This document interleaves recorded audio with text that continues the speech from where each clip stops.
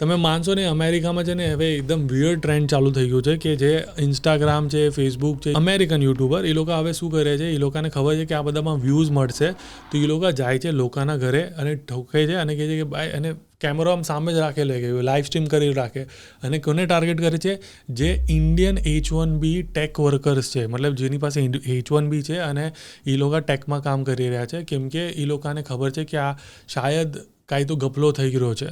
આ લોકો શું રેન્ડમલી ટાર્ગેટ કરી રહ્યા છે, કેમ કે એ લોકોને ખબર છે કે આમાં વ્યૂઝ મળશે, તો જઈને રેન્ડમલી ઘરે જઈને ઠોકે છે કે ભાઈ શું છે આ તમારું, મને ઇમિગ્રેશન ડોક્યુમેન્ટ આપો.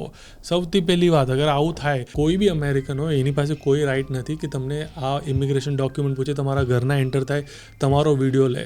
તો જરૂરી નથી, સૌથી પહેલાં તો દરવાજો ખોલો. અગર આઈસ ઓફિસર છે યા ઇમિગ્રેશન ઓફિસર છે, તો એ લોકો તમને વોરંટ દેખાડશે, તમારે આઈડી બી દેખાડશે કે ભાઈ હું ગવર્મેન્ટના તરફથી આવ્યો છું અને એટલા માટે હું બધું પૂછી રહ્યો છું.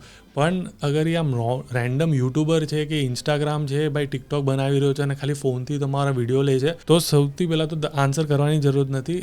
અને અગર વધારે તકલીફ થાય તો સીધું કહી દેવાનું કે ભાઈ હું પોલીસને ફોન કરી રહ્યો છું, 911 સીધું કોલ કરી નાખવાનું. એના પછી સૌથી પહેલાં તો તમારે કંપનીને જઈને કહી દેવાનું કે ભાઈ આવી રીતે થઈ રહ્યું હતું, તમારા જે બોસ છે એને પણ ઇન્ફોર્મ કરી નાખો કે ભાઈ આવી રીતે થયું હતું. તમારા કોઈ ફ્રેન્ડ છે જે H1B પર છે, તો બધાને આ રીલ મોકલી દો, એટલે એ લોકોને ખબર પડે કે તમારે શું કરવું જોઈએ આવી સિચ્યુએશનમાં. હોપફુલી તમારી સાથે આ થાય જ નહીં, પણ હું ઇમિગ્રેશન લોયર નથી. આ છે ને એક્ઝેક્ટ સિચ્યુએશન અમારા ઇમિગ્રેશન સેશનમાં પૂછી હતી.